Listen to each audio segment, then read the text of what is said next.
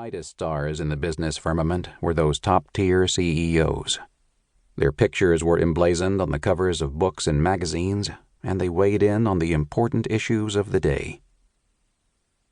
I must confess that despite my role as a skeptical observer in a cutthroat industry, publishing, I was not immune to the euphoria, or even above a little hero worship.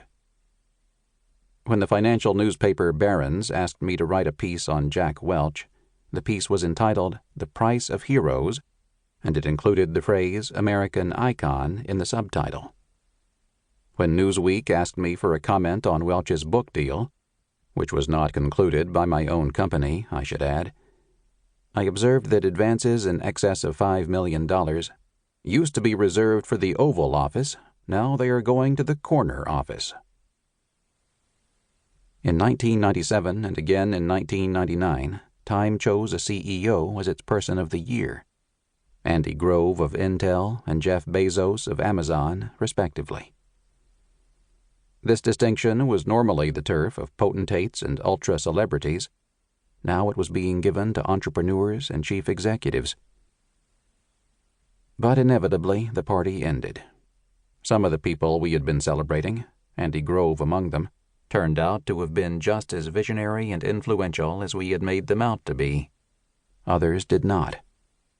Some of those hot companies, certainly Microsoft and probably Amazon, turned out to have staying power and the ability to create value over the long run, but most did not.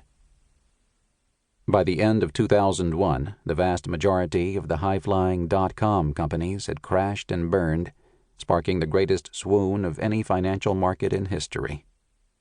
The NASDAQ, which had enjoyed 3 years of record growth, fell from a high of more than 5,000 in March of 2000 to under 1,200 by the fall of 2002. Almost everything is obvious in retrospect. It's easy to see the lessons of this strange period in American business history.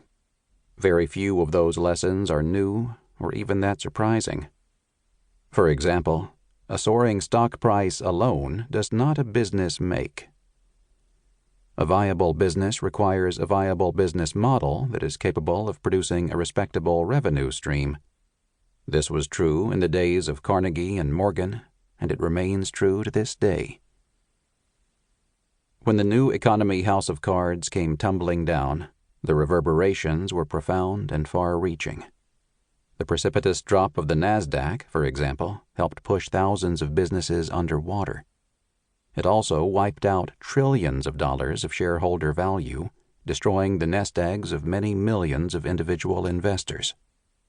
The phenomenon was not restricted to the United States. Europe and Asia were hit even harder.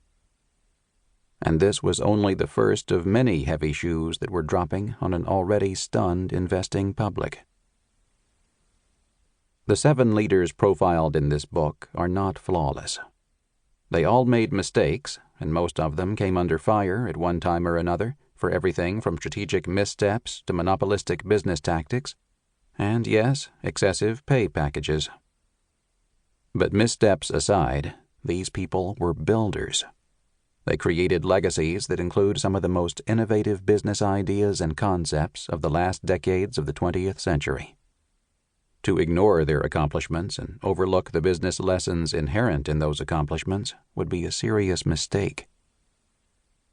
Who are they? Here's the final list.